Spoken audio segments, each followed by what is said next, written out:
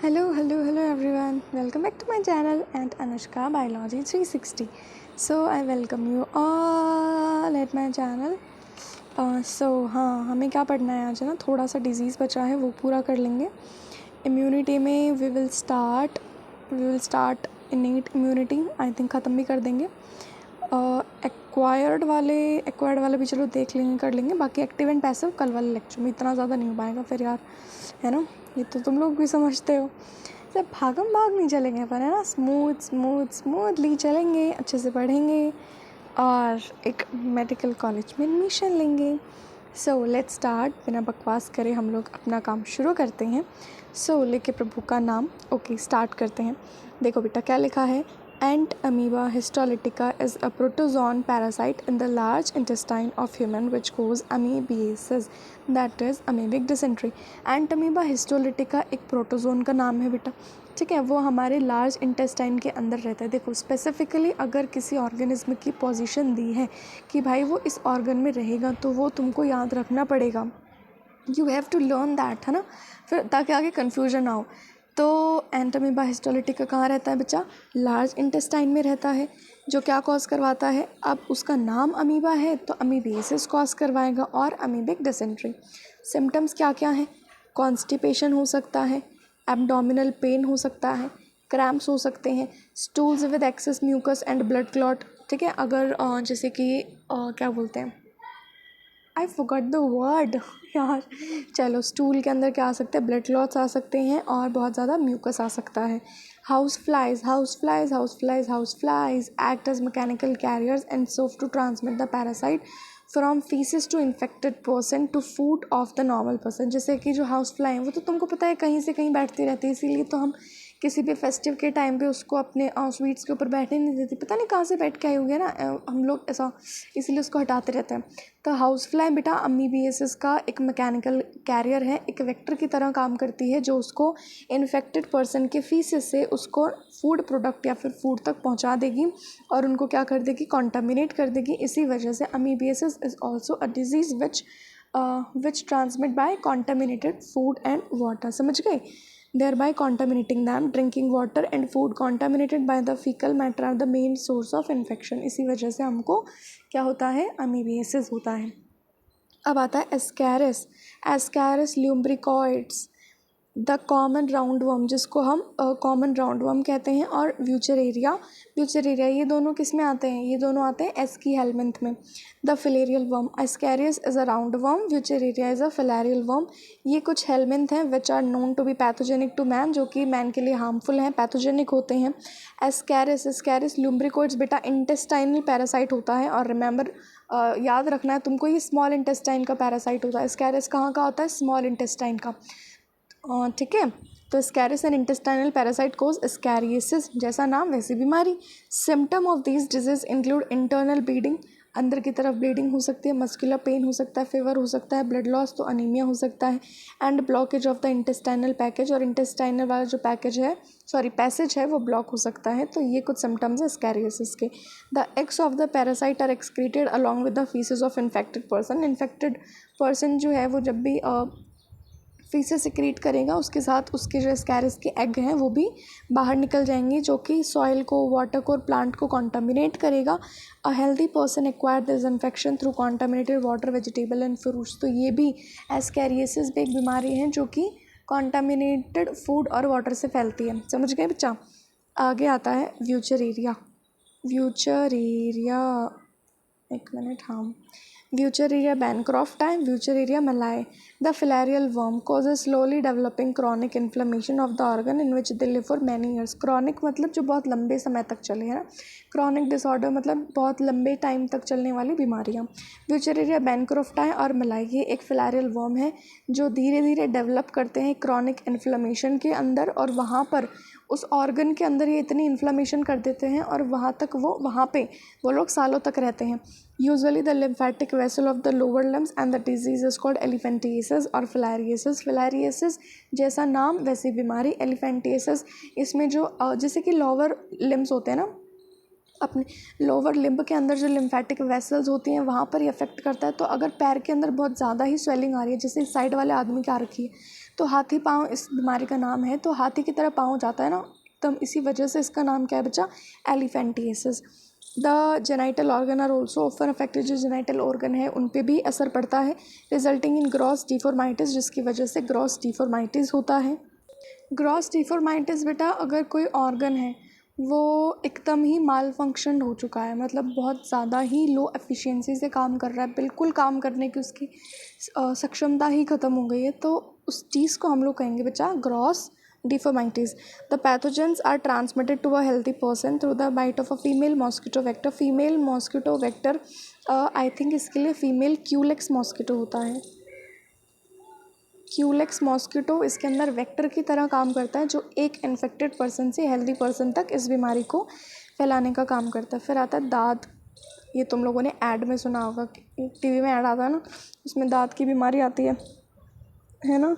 एक सेकेंड यार, क्या है ये, many fungus belong to the genera Microsporum, Trichophyton, Epidermophyton. ये मेनली किसकी हैं, ये वो हैं, क्या बोलते हैं उसको, Deuteromycetes mainly are responsible for ringworm which is one of the most common infectious disease and man के अंदर अगर बहुत ज़्यादा इन्फेक्शियस कॉमन डिजीज़ है दैट इज़ दाद वाली बीमारी, उसको हम क्या कहते हैं, रिंगवर्म कहते हैं। उसके लिए 3 हमको जेनेरा बताइए, that are Microsporum, Trichophyton and बचा एपिडर्मोफाइटन।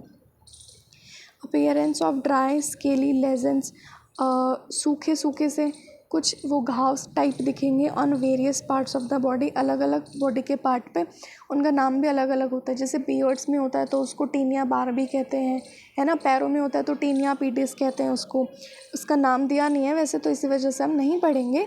तो अलग अलग बॉडी के पार्ट्स पे हम लोगों को ड्राई स्केली लीजन्स देखने को मिलते हैं, जैसा कि स्किन हो गया, नेल्स हो गया और स्काल्प, जैसे जहाँ से बाल ग्रो करते हैं है ना वहाँ पे उसको स्काल्प कहेंगे, are the main symptoms of the disease. इस बीमारी के ये कुछ मेन प्रमुख सिम्टम्स हैं। These lesions are accompanied by intense itching, इसमें बहुत ज़्यादा खुजली होती है, इचिंग होती है तो बार बार खुजाने का मन करता है, but that's more painful. Heat and moisture, अब ये तो तुम लोगों को पता है फंगस कब ग्रो करेगी, जब उसके पास मॉइस्चर होगा, थोड़ा सा ज़्यादा टेम्परेचर होगा, तो हीट और मॉइस्चर अगर है तो वो फंगस को ग्रो करने में हेल्प करेगा, which makes them thrive in skin fold such as those in the groin और बिटवीन द टोज। फिर वो अपनी स्किन की फोल्ड्स की तरफ ज़्यादा ग्रो करेगी, जैसे कि अपने पैरों के बीच की उंगलियाँ होती है ना, बीच की उंगलियों के बीच की जो जगह होती है वहाँ पर, मैंने टीनिया पीडिस बोला था अभी, वो वहीं पर होता है, ठीक है, ग्रॉइन में होता है, जैसे आर्मपिट्स में हो गया। Ringworm are generally acquired from soil और बाय यूजिंग टॉवल्स, क्लॉथ और even the comb of infected individuals. अगर अपन इन्फेक्टेड इंडिविजुअल्स का इस्तेमाल करा हुआ तौलिया इस्तेमाल करेंगे या उसके कपड़े इस्तेमाल करेंगे, इवन टॉवल तक इस्तेमाल करेंगे और कॉम्ब तक इस्तेमाल करेंगे, तो अपने को भी रिंगवर्म वाली बीमारी हो सकती है। और जनरली हमको कहाँ से एक्वायर होती है, सॉइल से। उसके बाद आता है बच्चा, maintenance of personal and public hygiene is very important for the prevention and control of many infectious disease. बहुत सारे इन्फेक्शियस डिजीज़ को कंट्रोल करने के लिए मेनली जिस चीज़ का हमको ध्यान देना चाहिए दैट इज़ पब्लिक हाइजीन और पर्सनल हाइजीन। खुद की स्वच्छता का भी ख्याल रखो और दूसरों की स्वच्छता का भी ख्याल रखो। Measures for personal hygiene include keeping the body clean, personal hygiene में अपनी खुद की बॉडी को स्वच्छ रखो, consumption of clean drinking water, अच्छा खाना खाओ, हेल्दी खाना खाओ, साफ़ पानी पियो, साफ़ फूड्स खाओ, एकदम हेल्दी वेजिटेबल फ्रूट्स एकदम साफ़ साफ़ धो धा के खाने चाहिए ना। जैसे हमारे घर में कुछ भी आता है तो मतलब आई एम द बुक्खड़ इन माई हाउस, तो कुछ भी आता है फ्रूट्स वगैरह तो मैं ऐसे खाने लग जाती हूँ, तो बहुत लोगों को डांट पड़ती है इसको लेकर कि भाई धो के खाने चाहिए। धोखे तो बहुत खाए हैं मैम ज़िंदगी में don't be emotional fool, okay. चलो आगे पढ़ो चुपचाप। क्लीन पानी पीना चाहिए, फूड वेजिटेबल फ्रूट्स अच्छे से धो के खाने चाहिए बच्चों। Public hygiene includes, public hygiene में क्या आता है, प्रॉपर डिस्पोजल ऑफ वेस्ट, ऐसे नहीं कहीं भी गंद फैला रहे हो तुम लोग, है ना, and excreta. Periodic cleaning and disinfection of water reservoir, जहाँ पर जैसे कि कुछ स्टेशन होते हैं, स्टेशन के अंदर जो वाटर कूलर होता है उनको साफ़ रखना चाहिए, उनको उनके अंदर उनको कुछ दवाई टाइप आती है तो उसको छिड़कने से जो वाटर के माइक्रोब्स होते हैं वो मर जाते हैं, तो वो क्लीन हो जाता है पानी, उनको उसका छिड़काव करना चाहिए, बट बहुत ज़्यादा नहीं, तो वो हार्मफुल भी होता है। हमारे स्कूल में तो करते थे, फिर अजीब सा टेस्ट आता था पानी का ना 2-3 दिन तक, और उनको लगातार वो चीज़ें साफ़ करनी चाहिए। जो बाहर अपने मोहल्ले के आसपास अगर खड्डा वगैरह वहाँ पानी भरा हुआ है, उसको पानी को इकट्ठा नहीं होने देना है। Pool cesspools and tank and observing standard practices of hygiene in public catering. और बहुत सारी ऐसी जगह हैं जिनका उनको ध्यान रखना चाहिए। पानी की जगहों पर उनको पानी भरने नहीं देना चाहिए, उनको साफ़ कर देना चाहिए बार बार। These measures are particularly essential where the infectious agent are transmitted through food and water such as typhoid, amoebiasis and listeriosis। ये सारी चीज़ें और ज़रूरी हो जाती हैं कब, जब हमारे पास ऐसी बीमारियां हैं जो गंदे पानी और खाने से फैल रही हैं, जैसे कि टाइफॉइड, अमीबियासिस और स्कैरियासिस। ये तुम लोगों को पता है कॉन्टामिनेशन फूड और वाटर से फैलती है। तो चीज़ें साफ़ होंगी तो हमको ये बीमारियां नहीं होंगी ना बेटा। In case of airborne disease, जो एयरबॉर्न डिजीज़ है जैसे कि निमोनिया हो गया, कॉमन कोल्ड हो गया, in addition to the above measure, ऊपर के सावधानी के मेजर के साथ साथ और हमको क्या रखना चाहिए, close contact with the infected person. जो इन्फेक्टेड पर्सन है उसके ज़्यादा कांटेक्ट में ना आए, जैसा कि कोरोना वायरस के टाइम पे हुआ था। और अदर बिलोंगिंग, और उनके आसपास के लोगों के से भी ना मिलें। तो अवॉइड ही करें सारी गैदरिंग वगैरह। For disease such as malaria, तुम लोग तो वैसे भी अवॉइड ही करते होगे ना, मेरी तरह होंगे। रिश्तेदारों से नहीं मिलेंगे, देखो वो पेपर के बारे में पूछते हैं यार, ये थोड़ी कोई मतलब होता है। For disease such as malaria, जैसे कि मलेरिया बीमारी है, फिलारियसिस है, जो ट्रांसमिट होते हैं वेक्टर, इंसेक्ट वेक्टर्स के थ्रू, मॉस्किटोज़ के through. The most important measure is to control और एलिमिनेट द वेक्टर और द ब्रीडिंग प्लेसेस। तो हम लोगों के लिए और ज़रूरी क्या हो जाता है, जहाँ पर ये मॉस्किटो ब्रीड कर सकते हैं, ये इंसेक्ट ब्रीड कर सकते हैं, या बहुत ज़्यादा इनका एरिया जहाँ है, वो चीज़ें हमको हटानी चाहिए। क्या लेके आओ, काला हिट, कॉकरोच मारे कोने तक में भी। This can be achieved by avoiding stagnation of water in और अराउंड रेजिडेंशियल एरियाज़। जहाँ तुम रहते हो वहाँ पानी ना भरने दिया जाए। जैसे पानी भरा होता है तो उसके ऊपर मच्छर खुद ब खुद आ ही जाते हैं। Regular cleaning of house hold cooler, जो कूलर तुम्हारे पास होता है, पता नहीं है सालों 2 सालों से साफ़ ही नहीं किया, उसमें मच्छर पता नहीं क्या क्या, मच्छर का पूरा ख़ानदान, पूरी फैमिली बैठी है वहाँ पे, है ना। ये ऐसे पुश्तैनी कूलर मत बनाओ, उसको साफ़ करते रहा करो महीने 2 महीने के अंदर, समझे। यूज़ ऑफ मॉस्किटो नेट, मच्छरदानी का इस्तेमाल करिए भाई, है ना, ताकि मच्छर उसमें से ना आ पाए। और ऐसा नहीं कटी फटी मच्छरदानी ले रखी, मच्छरदानी तो क्या पूरी की पूरी गैंग अटैक कर सकते तुम्हारे ऊपर, इतना बड़ा छेद हो रहा है उसमें। तो नहीं ले आओ यार, इतनी कंजूसी का क्या करोगे, ठीक है। तुम खुद हेल्दी नहीं रहोगे तो क्या पैसों का क्या करोगे, है ना, खुद सोचो। इंट्रोड्यूसिंग फिशेज़ लाइक गैम्बूसिया, मैंने पहले भी बताया था, पहले ही लेक्चर में बता दिया था, पहला ही तो लेक्चर हुआ है अभी। गैम्बूसिया लार्वा ईटिंग फिश है, मॉस्किटोज़ का लार्वा खाती है, तो हमारे लिए बहुत फ़ायदेमंद है भाई। मॉस्किटोज़ नहीं होंगे तो बीमारी नहीं होंगी। In ponds that feed on mosquito larvae, याद रखना बेटा, लार्वे ऑफ मॉस्किटो के ऊपर फीड करती है, नॉट ऑन मॉस्किटो, समझे। Spraying of insecticide in ditches, जैसे कि काला hit, drainage areas and swamp, वहाँ पर हम लोगों को इंसेक्टिसाइड का स्प्रे करना चाहिए, एक्सेट्रा। इन एडिशन, और तुम क्या कर सकते हो, doors and windows should be provided with wire mesh to prevent the entry of mosquitoes. जैसे कई घरों में जाले लगे होते हैं, बिल्कुल बारीक बारीक मच्छरदानी टाइप जाली लगी होती है, वो लगवाओ ताकि मच्छर उसमें से एंटर ना कर पाए। पर हमें क्या मैडम, हम तो गेट ही खुला छोड़ देते, पूरा का पूरा मच्छर का पूरा ग्रुप आ जाए, हमें क्या फ़र्क पड़ता है। जाले हमने लगवा रखे पर हम गेट खुला छोड़ देते, इतनी लापरवाही अच्छी नहीं है, समझे, ताकि मॉस्किटोज तुम्हारे घर में एंटर ना करें। बट तुम लोग तो खुद दावत देते हो, आ जाओ भाई, आ मच्छर मुझे काट। Such precautions have become more important, especially in the light of recent widespread incidents of the vector-borne Aedes mosquitoes। Aedes mosquito बेटा इससे रिलेटेड जो डिजीज़ है ना वो काफ़ी ज़्यादा फैल रही हैं, जैसे कि डेंगू होगा, चिकनगुनिया हो गया, बहुत अलग अलग इंडिया के पार्ट्स में ये बहुत कॉमन डिजीज़ है, जिसको हम ईजिली अपने खुद से ही हटा सकते हैं। बट हम लोगों में, हम इंडियन पीपल आर लाइक, कौन इतना कष्ट करे यार, ठीक है बीमारी आएगी चली जाएगी, ऐसा सब सोचते हैं ना।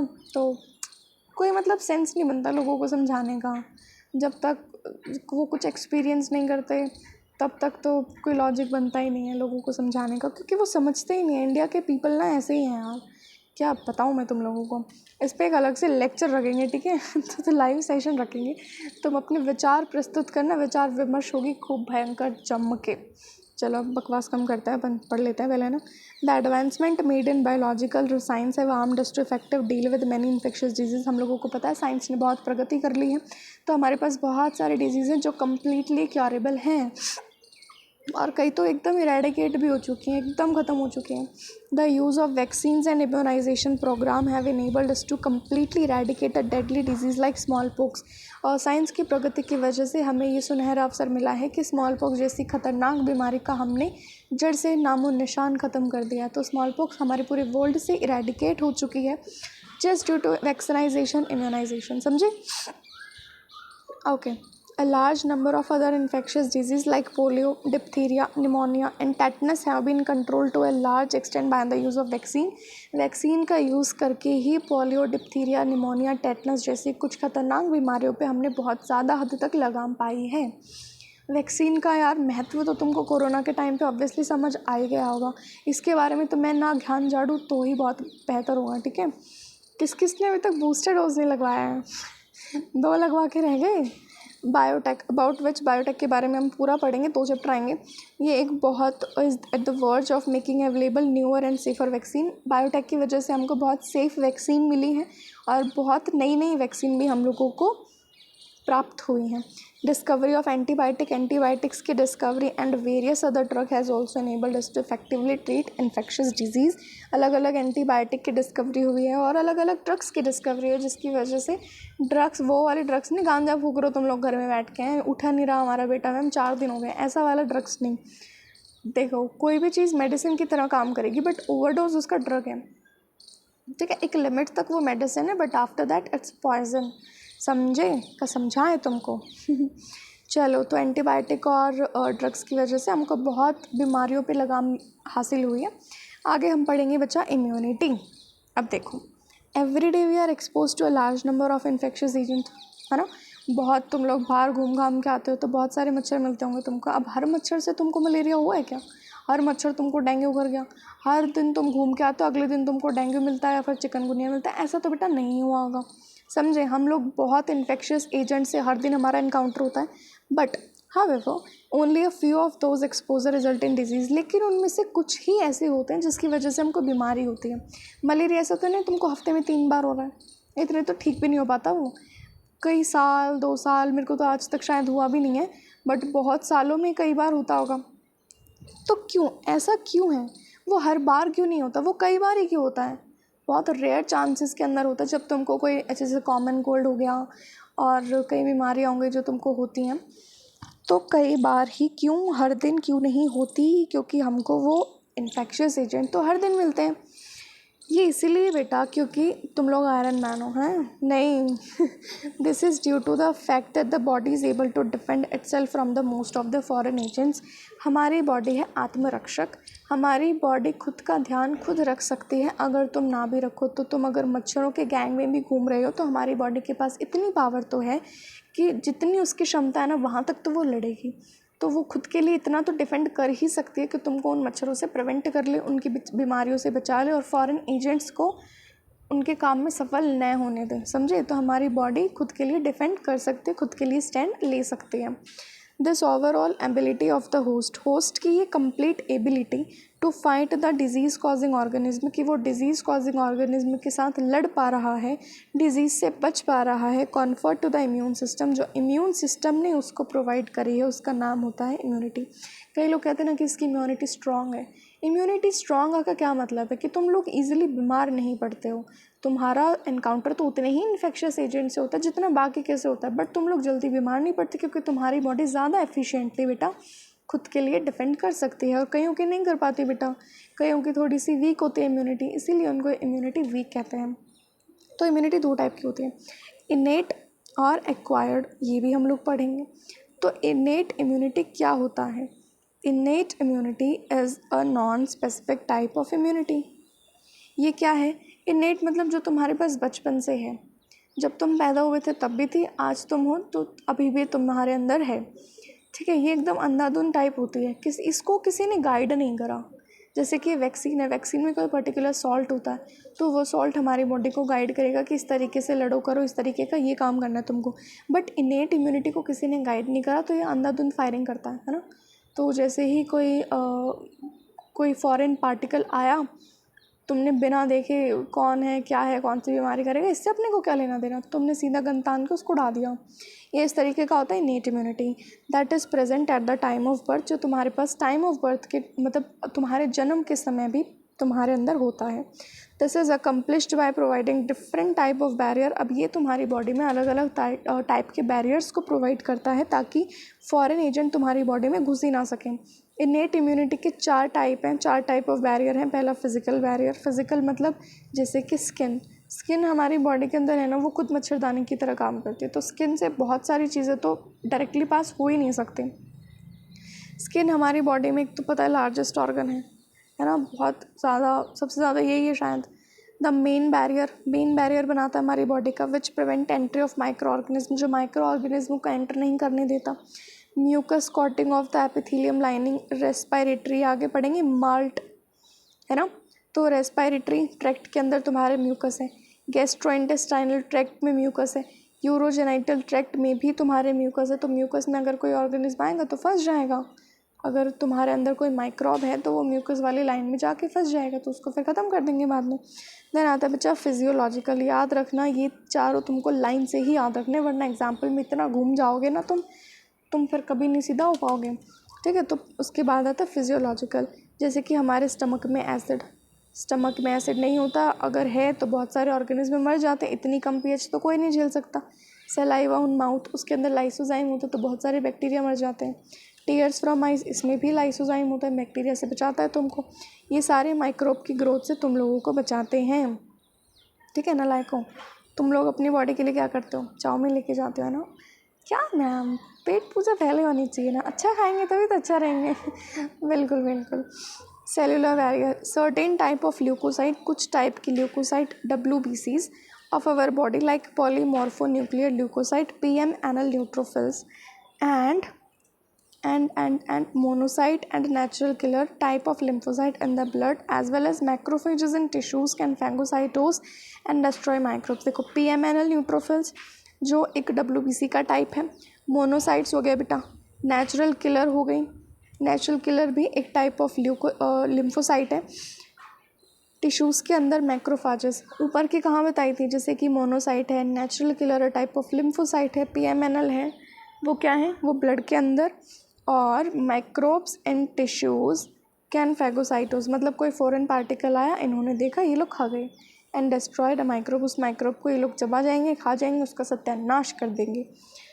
फिर साइटोकाइन बैरियर क्या होता है, जैसे कि तुम्हारे घर में आग लगी, भगवान खुदा ना खास्ता ऐसा कभी हो, बट स्टिल हम लोग इमेजिन कर लेते कि तुम्हारे घर में आग लगी, तुम लोगों ने बाकी लोगों को कह दिया कि तुम लोग अपने अपने घर से बाहर चले जाओ ताकि वो आग तुम्हारे घर तक फैले तो उनको कोई नुकसान ना हो, या तुम लोगों ने ऐसा कुछ आइडिया कर दिया कि वो आग सिर्फ तुम्हारे ही घर तक रहे, दूसरे के घर तक फैले ही ना। आई नो ऐसे आइडियाज़ मैं एकदम इलॉजिकल दे रही हूँ क्योंकि आजकल बहुत कम ऐसे लोग होते हैं जो बाकी की दूसरों की सेफ्टी का ध्यान रखते हैं, तो but still you are one of the kindest person on the earth. वो आग तुम्हारे घर में लगे तो तुम लोगों ने ऐसा आइडिया करा कि किसी और को कोई नुकसान ना हो, दूसरे के घर में ना लगे, तुमने उनको पहले ही बचा लिया। तो इस तरीके के होते साइटोकाइन बैरियर। कोई अगर सेल है उसको वायरस ने इन्फेक्ट कर दिया तो वो बाकी की सेल को टिप देगी ताकि वो क्या ना हो, वो इन्फेक्ट ना हो वायरस से। तो virus infected cell secrete protein, वो एक प्रोटीन सिक्रीट करती हैं जिसको हम इंटरफेरोन नाम का प्रोटीन कहते हैं, जो नॉन इन्फेक्टेड सेल्स को बचाएगा ताकि उनको वायरल इन्फेक्शन ना हो बच्चा, ठीक है। तो इस तरीके के होते हैं साइटोकाइन बैरियर। हमने कुछ योद्धा हमारे शरीर के पढ़ लिए हैं, एक एक्वायर्ड इम्यूनिटी और पढ़ लेते हैं, ज़्यादा बड़ा नहीं है, छोटा सा टॉपिक है, ठीक है। हाँ तो देखो एक्वायर्ड इम्यूनिटी क्या होता है, जो तुमने बाद में कहीं से हासिल करी है। ये एक पैथोजन स्पेसिफिक है, मतलब ऐसे नहीं कुछ भी आया तो ये चल दिए, नहीं, पैथोजन स्पेसिफिक है। It is characterised by memory, इसके पास दिमाग होता है, इसके पास मेमोरी होती है भाई, जो कि इननेट वाले के पास नहीं होता। This means when our body encounters a pathogen for the very first time it produces a response, जिसको हम प्राइमरी रिस्पॉन्स कहते हैं, जो लो इंटेंसिटी का होता है। मान लेते तुमको ज़िंदगी में पहली बार जुकाम हुआ, तुम्हारी बॉडी उसके लिए अडेप्टेबल नहीं थी, तुम्हारी बॉडी को नहीं पता जुकाम कैसे होता है, क्या होता है, कौन आता है। तो एक बार तुमको ज़ुकाम हो गया, तुमने कॉप अप कर लिया, तुम ठीक हो गए। बट दूसरी टाइम जब मान लेते हैं पहली बार में तुम्हारा ज़ुकाम 10 दिन में ठीक हुआ, तो दूसरी बार अगर तुमको ज़ुकाम हुआ तो तुम्हारी जो शरीर है, तुम्हारी बॉडी की इम्यूनिटी, जो एक्वायर्ड इम्यूनिटी, उसको याद रहेगा कि तुमको पहले भी ज़ुकाम हुआ है और यही अगर वायरस आया था तो हमने पहले क्या किया था। तो वो सेम टू सेम बिना टाइम गंवाए वो का वो काम करेंगे, और पहले ज़ुकाम अगर 10 दिन में ठीक हुआ था तो अब तुमको 2 या 3 दिन में ठीक हो जाएगा। ऐसा होता है मेमोरी का सांग, ठीक है, हमारे इधर बहुत कॉमन वर्ड है यार, निकल जाता है मुँह से। चलो, एक्वायर्ड इम्यूनिटी के पास दिमाग होता है। तो इसका मतलब क्या है, जब तुम्हारी बॉडी के अंदर पहली बार कोई वायरस, पहली बार कोई बैक्टीरिया या पहली बार कोई फॉरेन पार्टिकल एनकाउंटर करता है, तो तुम्हारी बॉडी एक प्राइमरी रिस्पॉन्स जनरेट करती है जो लो इंटेंसिटी का होता है, क्योंकि बॉडी को नहीं पता होता कि इससे कैसे हैंडल करना है। Subsequent encounter with the same pathogen, अगर दोबारा ही सेम पैथोजन आया, एलिसिट्स अ हाईली इंटेंसिफाइड सेकेंडरी और एनामनेस्टिक रिस्पॉन्स, तो तुम्हारी बॉडी बहुत ज़्यादा हाई इंटेंसिटी का सेकेंडरी रिस्पॉन्स करेगी ताकि तुमको उस पैथोजन से जल्दी छुटकारा मिल सके। This is ascribed to the fact that our body appears to have memory of the first encounter. ये किस वजह से, क्योंकि तुम्हारी बॉडी को पता है पहली बार अगर कोई आया था, मतलब तुम्हारी बॉडी के पास इतना भयंकर वाला दिमाग है ना, उसको हमेशा पूरे जीवन भर याद रहता है कि सबसे पहले इनकाउंटर करा था तो किसका करा था, है ना, पहला वाला इनकाउंटर किस तरह से हुआ, कैसे हुआ, कौन आया था, ये सब उसको याद रहता है। इसी वजह से सेकेंडरी रिस्पॉन्स इतना जल्दी आ सका। The primary and secondary immune responses are carried out with the help of two special type of lymphocyte present in our blood। अब प्राइमरी और सेकेंडरी इम्यून रिस्पॉन्स होता है वो हमारे पास लिम्फोसाइट के दो स्पेशल टाइप के लिम्फोसाइट होते हैं, जिसको हम बी लिम्फोसाइट और टी लिम्फोसाइट कहते हैं, उनके द्वारा परफॉर्म करा जाता है। The B lymphocyte produce an army of proteins in response to pathogen into our blood to fight with them।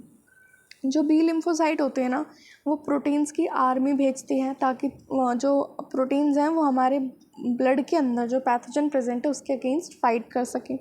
In proteins को बेटा हम कहते हैं एंटीबॉडी, ठीक है, ये हमारे शरीर के सिपाही हैं। The T cells themselves do not secrete antibody but they help B cell to produce them. T cell खुद ब खुद डायरेक्टली उनका कोई रोल नहीं होता, बट इनडायरेक्टली वो लोग बी सेल्स की हेल्प करते हैं ताकि वो एंटीबॉडीज़ बना सके, समझे। हर एक एंटीबॉडी के पास 4 पेप्टाइड चेन होते हैं। एक मिनट, अब तुम लोगों को पता ही है ये प्रोटीन है। अब प्रोटीन के अंदर कौन सा बॉन्ड होता है, पेप्टाइड बॉन्ड होता है। तो देखो बच्चा, एक मिनट, तो देखो बच्चा, हर एक एंटीबॉडी के पास 4 पेप्टाइड चेन होती हैं, 2 छोटी लाइट चेन, 2 बड़ी हैवी चेन होती हैं। हैंस एंटीबॉडी का कैसे represent H2L2, 2 heavy 2 light. Different type of antibody हमारे पास होती हैं, जैसे कि IgA, IgM, IgE, IgG, ये उसमें से कुछ हैं। अ कार्टून ऑफ एंटीबॉडी हम पढ़ेंगे ऊपर, अभी दिखा दूंगी, इज गिवन इन फिगर, ठीक है। Because of these antibody are found in the blood, ये एंटीबॉडी हमारे ब्लड में मिलती हैं, इस वजह से ये जो रिस्पॉन्स प्रोड्यूस करेंगे उसको हम ह्यूमरल इम्यून रिस्पॉन्स कहते हैं, ठीक है। ये एंटीबॉडी हमारे ब्लड में है, इस वजह से इनके रिस्पॉन्स को हम क्या कहते हैं, humoral immune response. This is one of the 2 types of our acquired immune response, antibody mediated. हमारे एक्वायर्ड इम्यून रिस्पॉन्स का 2 टाइप होते हैं, उसका ये एक टाइप है, ह्यूमरल वाला एक टाइप है, ठीक है। द सेकेंड टाइप, दूसरा टाइप जो है उसको हम कहते हैं सेल मीडिएटेड इम्यून रिस्पॉन्सेस और सेल मीडिएटेड इम्यूनिटी। जैसे कि हमारा जो एक्वायर्ड इम्यून रिस्पॉन्स उसके 2 टाइप होते हैं। पहला तो ह्यूमरल इम्यून रिस्पॉन्स जो कि एंटीबॉडी मीडिएटेड है, दूसरा है सेल मीडिएटेड इम्यून रिस्पॉन्स जिसको हम CMI कहते हैं। ये काफ़ी ज़रूरी होता है बेटा, बताऊंगी क्यों। The T lymphocyte mediate CMI। जो टी लिम्फोसाइट होती है ना, वो मेन सेल्स होती हैं, वो मेनली किसको रेगुलेट करती है, सेल मीडिएटेड इम्यूनिटी को। Very often when some human organs like heart, eye, liver, kidney fail to function satisfactorily, transplantation is the only remedy to enable the patient to live a normal life. तो देखो, जैसे कि अगर किसी की kidney ख़राब हो जाती है तो हम लोग नहीं कहते किडनी का ट्रांसप्लांटेशन करवा रहे हैं। याद रखना, किडनी पहला ऑर्गन था जिसको ट्रांसप्लांट ईजिली करा गया था और सक्सेसफुली करा गया था। Kidney was the first organ to be transplanted easily and satisfactorily. तो देखो बच्चा, अगर कोई ऑर्गन है जो ईजिली काम नहीं कर रहा है, अच्छे से काम नहीं कर रहा है, तो लिवर हो गया, आईज़ हो गई, हार्ट, किडनी, तो कहते हैं ना ट्रांसप्लांट करवाना पड़ेगा। तो किसी और की किडनी किसी और में फिट कर देते हैं अपन, है ना। बट इसके लिए हमको क्या ज़रूरी होता है, इसके लिए हमको ज़रूरी होता है कि टिश्यू उसके मैच करते हैं या नहीं करते। क्या पता उसकी बॉडी उसके लिए अडेप्टेबल ना हो, उसको रिजेक्ट करते, उसको फॉरेन पार्टिकल की तरह ट्रीट करें। तो ट्रांसप्लांटेशन में मेन टास्क यही आता है कि बॉडी उसको रिजेक्ट ना कर दे उस ऑर्गन को, है ना। अब तुम लोग ऐसे बॉडी में किसी और की किडनी लगाओगे तो उसको तो फॉरेन पार्टिकल लगेगा, भले तुम्हारी सेफ्टी के लिए रखा जा रहा है बेटा वो किडनी, लेकिन बॉडी को थोड़े ना पता है। अब उसके पास माना इतना दिमाग है, बट इतना भी नहीं है कि वो रिकॉग्नाइज़ कर सके, ठीक है। तो वो तो उसको सेल की तरह ट्रीट नहीं करेगी। अब जैसे कि मैं तुमको बताऊँ क्या कहते हैं, नहीं चलो छोड़ो, बाद में बताऊँगी ये बात। तो क्या क्या बात चल रही थी, हाँ, तो बॉडी को थोड़ी ना पता है कि वो तुम्हारी सेफ्टी के लिए रखा जा रही है, जो किडनी रखी जा रही है, तो बॉडी उसको रिजेक्ट कर सकती है। तो सेल मीडिएटेड इम्यूनिटी ही रिस्पॉन्सिबल होती है ग्राफ्ट रिजेक्शन के लिए। ग्राफ्ट रिजेक्शन मतलब ट्रांसप्लांटेशन को मना करने के लिए उसमें कौन मेन काम करता है, सेल मीडिएटेड इम्यूनिटी। देखो एक और मैं क्वेश्चन तुमको बताती हूँ जो पूछा जाता है कि कॉर्निया का ट्रांसप्लांटेशन अगर अपन करते हैं तो अपन किसी का भी कॉर्निया उठा के लगा सकते हैं, उसके अंदर ग्राफ्ट रिजेक्शन का कोई लॉजिक नहीं होता। क्यों? क्योंकि कॉर्निया के अंदर कोई ब्लड वेसल नहीं है, तो ब्लड नहीं है तो सेल नहीं है, सेल नहीं है तो कौन रिकॉग्नाइज करेगा, कोई भी नहीं। देखो an animal other normal primate or any human being can not be made since the graft would be rejected sooner or later. क्या तो बॉडी अभी रिजेक्ट कर देगी या बाद में उसको ख़त्म करना शुरू कर देगी, उसके ऊपर अटैक कर देगी। टिश्यू मैचिंग, टिश्यू का मैच होना ज़रूरी है, ब्लड ग्रुप का मैच होना भी ज़रूरी है। आर एसेंशियल, अब तुम लोगों को पता ही है अगर हमारे ब्लड के अंदर कोई दूसरा ब्लड मिक्स हुआ तो क्या होता है, ठीक है, ये 11th में आई थिंक पढ़ाते हैं, एरिथ्रोब्लास्टोसिस फेटालिस। समझे यार, essential before undertaking any graft transplant and even after this the patient has to take immunosuppressant. पूरी ज़िंदगी उसको इम्यूनोसप्रेसेंट खाने पड़ेंगे ताकि जो उसका इम्यून सिस्टम है वो इतना ज़्यादा काम ना करें कि वो तुम्हारी सेफ्टी के लिए लगाए हो किडनी को ही ख़त्म कर दे, नष्ट कर दे। समझे, उसको इम्यूनोसप्रेसेंट पूरे अपने पूरे जीवन भर खाने पड़ेंगे। टिश्यू मैचिंग होना चाहिए, ब्लड ग्रुप मैचिंग होना चाहिए और ट्रांसप्लांट करवाने से पहले ये सब करना चाहिए। The body is able to differentiate self and non self and the cell mediated immune response is responsible for the graft rejection. Graft rejection के लिए कौन रिस्पॉन्सिबल है? Cell mediated immune response. समझे, और जो बॉडी है, body is able to differentiate between कि कौन अपना है कौन पराया है, बॉडी को ये अच्छे से पता। तुम लोग ना सिखाओ तो ज़्यादा बेहतर होगा। समझे चलो, तो आज हमने यहीं तक का ही सोचा था ना। एक्टिव पैसिव, हाँ एक्टिव पैसिव बाद में पढ़ेंगे बच्चों। तो ये ऑलरेडी 31-32 मिनट का वीडियो हो चुका है, तो इतना ज़्यादा बड़ा नहीं करेंगे। सो आई होप तुम लोगों को अच्छे से समझ आ रहा है, मज़ा आ रहा है पढ़ने में। हाँ, अगर कोई और कष्ट, दिक्कत, पीड़ा, दुख, दर्द कुछ तुमको है तो मुझे कमेंट बॉक्स में तुम इजीली बता सकते हो। टाइप तो करना है यार, और अच्छा लगा तो भी बता दिया करो कि हाँ दीदी अच्छा है। नहीं, क्यों इतने भाव खाते हो तुम लोग ना, लाइक। चलो, तो अच्छे से पढ़ो, एनसीईआरटी पढ़ते रहो, ज़्यादा बाहर इधर उधर जाने की ज़रूरत नहीं है। कोई ज़्यादा कुछ कहे तो उसकी बातों पे ध्यान नहीं देना है, तुम अपना काम करते रहो। That's it, I trust you all. तुम्हारा सिलेक्शन इस बार ज़रूर होगा। Tata, bye bye, God bless you बच्चों।